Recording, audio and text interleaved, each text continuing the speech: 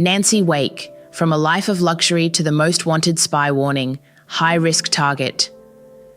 A cold, metallic voice echoes over the radio waves. A message from the Gestapo spreads across occupied France. Nancy Wake is public enemy number 1. Anyone assisting her will be executed, a huge reward for any information. Nancy hides in the darkness of the forest. Her breathing quickens. She looks around. It's pitch black, but she knows the Nazis are close.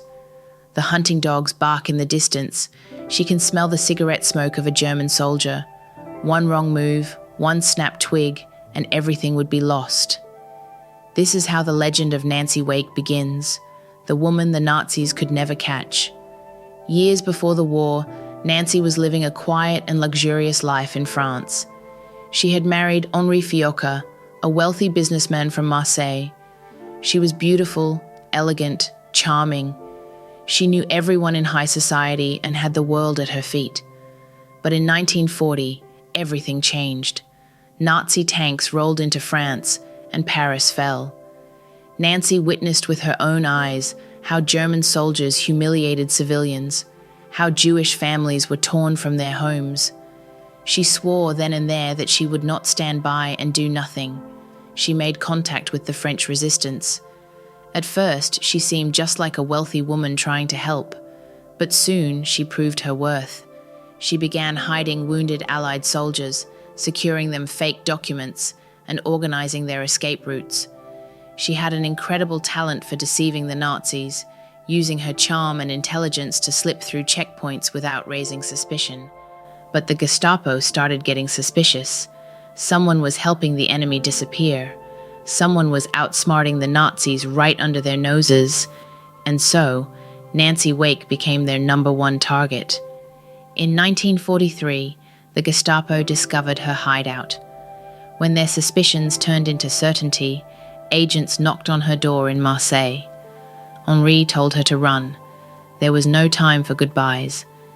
Nancy escaped through a secret passage and headed south, hoping to cross the Pyrenees Mountains into Spain. But the Nazis were on her trail. For 4 days, Nancy ran through mountains, through snow and mud, without food, without water. She hid in barns, slept in caves. German soldiers were everywhere. Their dogs sniffed the air, searching for her scent. One night, she felt her pulse race. She was in a dense forest, and the footsteps of Nazi soldiers were getting closer and closer. Suddenly, a soldier stopped. He looked directly toward the spot where Nancy was hiding. Her heart pounded in her chest. She held her breath. She felt trapped. But at that exact moment, a loud explosion rang out from another direction. Another resistance group had blown up a Nazi depot. The soldier turned suddenly and ran toward the sound. Nancy seized the moment and fled again. After 500 kilometers, exhausted and barely alive, she finally reached Spain, and from there, Britain. But her fight was far from over. Once in London, Nancy was not content with just being safe. She refused to stand on the sidelines. She joined the Special Operations Executive, SOE, Britain's secret guerrilla warfare unit. The training was brutal. She learned to shoot, to fight hand-to-hand, to resist interrogations. By the end of her training, her instructors said one thing: she is the most dangerous woman we have ever trained. In 1944, Nancy was parachuted back into occupied France. She landed in the darkness of night, smoothed out the folds of her parachute skirt, dusted off her dress, and smiled. "Let's have some fun," she said.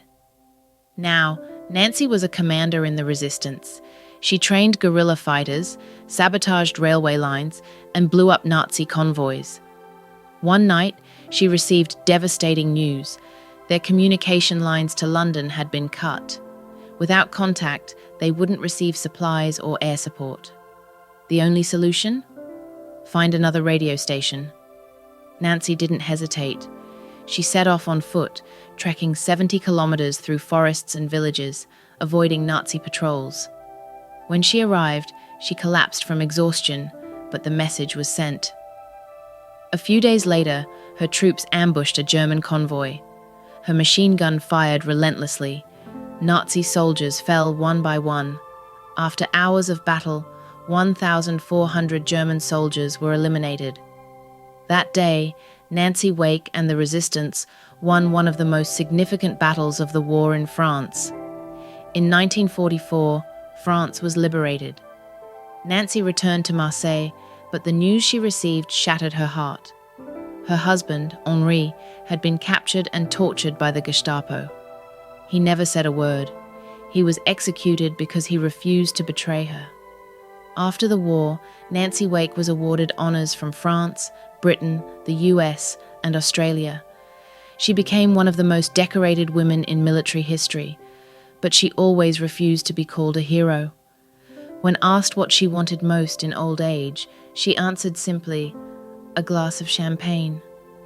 Nancy Wake was a force of nature, a woman the Nazis could never catch,